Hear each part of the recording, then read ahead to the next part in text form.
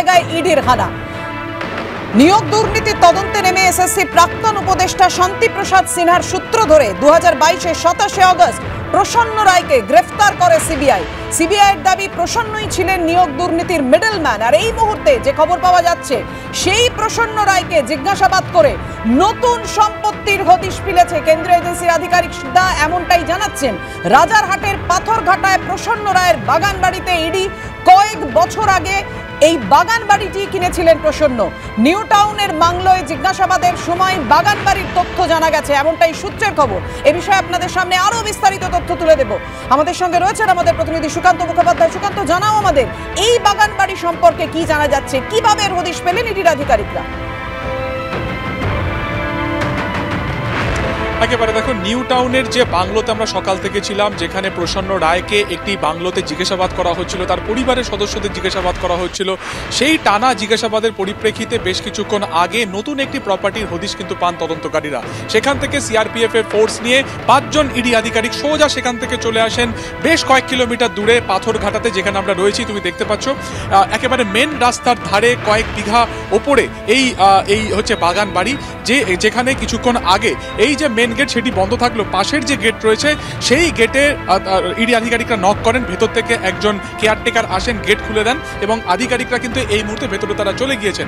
একদিকে যেমন এই বাড়ি লাগোয়া, এই যে বাগান বাড়ি লাগোয়া যে বাড়ি, তার একতলাতে যেমন তল্লাশি পর্ব চলছে, তার পাশাপাশি কিন্তু আমরা কিছুক্ষণ আগে ইডি আধিকারিকদের দেখলাম কার্যত এই বাগানের ভেতর থেকে তারা বেশ কিছুটা কিন্তু গিয়েছেন। যদিও এখন আর দেখা সম্ভব হচ্ছে না, তার কারণ তুমি দেখতে পাচ্ছ গেট তালা বন্ধ। ওই দিকের যে গেট সেটি ভেতর থেকে ইডি আধিকারিকরা তালা বন্ধ করে দিয়েছেন। ফলত এই মুহূর্তে দাঁড়িয়ে সিআরপিএফ এর যারা জওয়ান রয়েছেন তাদের একেবারে তারা পুরোপুরি ঘিরে রেখেছেন বাগান বাড়িটি ভেতর থেকে, এবং ভেতরে এই মুহূর্তে কেয়ারটেকারকে নিয়ে গেছেন তদন্তকারীরা এবং তারই তত্ত্বাবধানে কিন্তু সেখানে জিজ্ঞাসাবাদ পর্ব চলছে এবং সেখানে সার্চ অভিযান চলছে। কি সার্চ অভিযান চলছে সেই সম্পর্কে এখনো সুনিশ্চিত নন তদন্তকারীরা। তবে এটা ফ্যাক্ট যে এর আগে 400 থেকে 450টি সম্পত্তির যে হদিশ সিবিআই তরফে বলা হয়েছিল চার্জশিটেও, যেটা উল্লেখ রয়েছে প্রসন্ন রায়ের, সেখান থেকে দাঁড়িয়ে এই প্রপার্টিতে কিন্তু এর আগে সিবিআই আধিকারিকেরা আসেননি। সেখান থেকে দাঁড়িয়ে টানা ইডি যে জিজ্ঞাসাবাদ করেছে প্রসন্ন রায়কে, সেখান থেকে দাঁড়িয়ে তারা এই সম্পত্তির হদিশ পান। অনেকটা জায়গা জুড়ে কিন্তু কার্যত এই বাগান বাড়ি, যেখানে একাধিক গাছ রয়েছে এবং তার পাশে তুমি দেখতে পাচ্ছ G+3 এই পুরো বাড়ি রয়েছে। স্থানীয় বাসিন্দারা কিন্তু জানেন না যে এই প্রপার্টির মালিক প্রসন্ন রায় কিনা, বা তার ছবি দেখাতে তারা কিন্তু বলেছেন যে এরকম কাউকে কিন্তু তারা এখানে দেখেননি। ফলত এখানে কাদের যাতায়াত ছিল, এখানে প্রসন্ন রায় কিভাবেই বা সম্পত্তি, বিপুল পরিমাণ সম্পত্তি তিনি কিনেছিলেন, সবটাই কিন্তু খতিয়ে দেখছে। আমরা জানি নিয়োগ দুর্নীতিতে যে প্রচুর পরিমাণ কালো টাকা, কোটি কোটি কালো টাকা, তা একাধিক সম্পত্তিতে কিন্তু ইনভেস্ট করা হয়েছে কার্যত সেই অবৈধ টাকাকে বৈধ টাকাতে পরিণত করার ক্ষেত্রে।